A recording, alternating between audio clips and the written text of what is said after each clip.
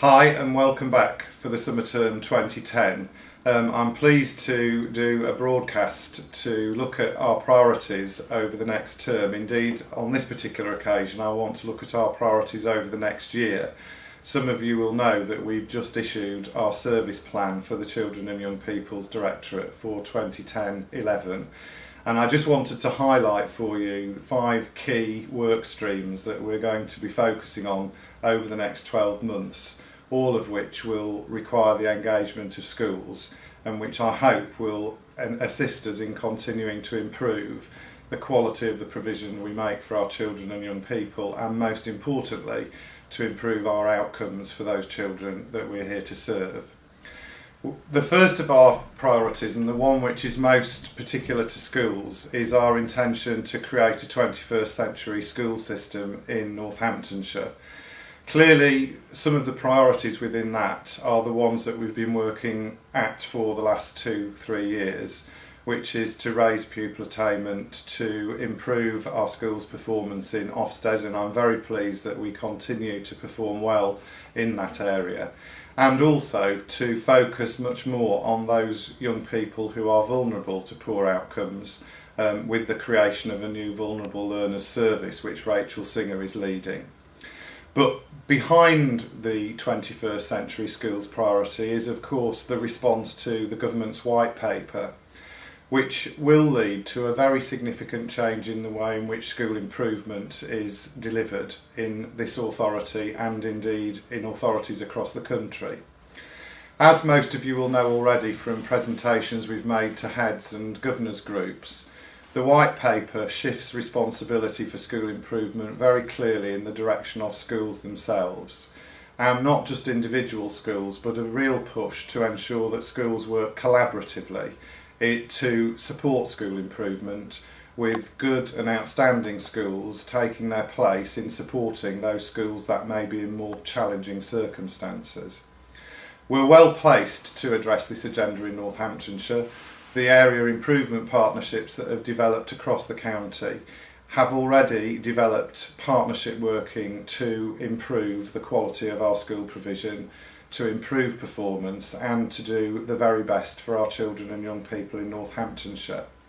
But the white paper, if implemented in its current form, will formalise a real shift in responsibility away from the local authority into our schools, with the authority being responsible primarily for monitoring school performance and then intervening where there are difficulties.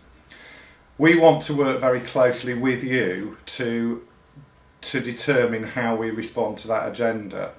We know that parts of our school improvement service are critical to improving school performance, and what we want to talk to you about is how we create a school improvement capacity in Northamptonshire which uses the people who you value and who then come to work commissioned by you to support that collaborative school improvement working that the white paper seeks.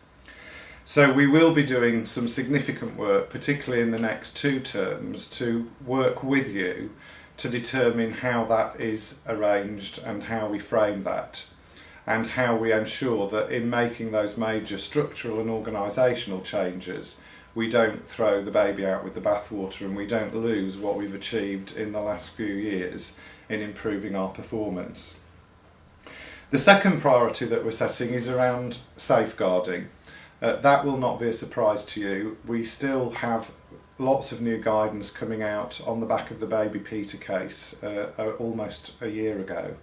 There are new guidelines for the operation of the local Safeguarding Children Board, which gives schools a much more critical role in both in membership of that body but also in the delivery of safeguarding across the county.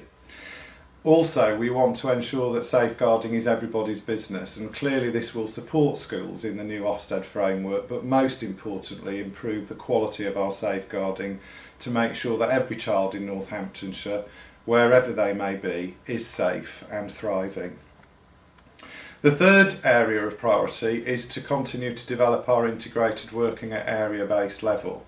The new area teams are now well in place, and the integrated working guidance that we've developed with you is being piloted as we speak. That will be reviewed in May on the basis of the first 6 months of operation. And from September, we will be launching the final draft of that guidance, building in some of the lessons that we've learned in the first few months of implementation. Another important strand in this work is the integrated work we will be doing with the health sector. As you know, the area-based structure at the moment has focused primarily on those services which the County Council delivers to its children, young people and families. What we're now moving into is discussions with the PCT as commissioners, but also on the provider side of the various health sector organisations, to ensure that their services take their place within the integrated structures that we're developing at area-based level. The engagement with the health sector is really critical, and I know that you in schools will appreciate that we want to ensure that services such as child and adolescent mental health services, our physical disability services, and the whole range of community services which our health colleagues deliver are fully integrated into that area-based working. Another major change which is taking place is the new statutory guidance on children's trusts. Children's trusts will become the key commissioning body for children's services in Northamptonshire, and the school sector now has a statutory duty to collaborate in those arrangements, and we are seeking representation from schools to ensure that that role can be undertaken. What that means, of course, is that schools, as well as being providers of services, will now become commissioners of services alongside the County Council and our other partners. And that is something that we need to engage the whole school sector in discussing. Finally, and our fifth area of priority, is improving the engagement that we have with our children, young people and families.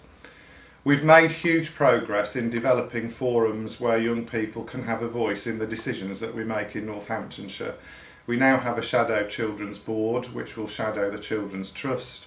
We have our area forums, and almost all of our schools now have schools councils.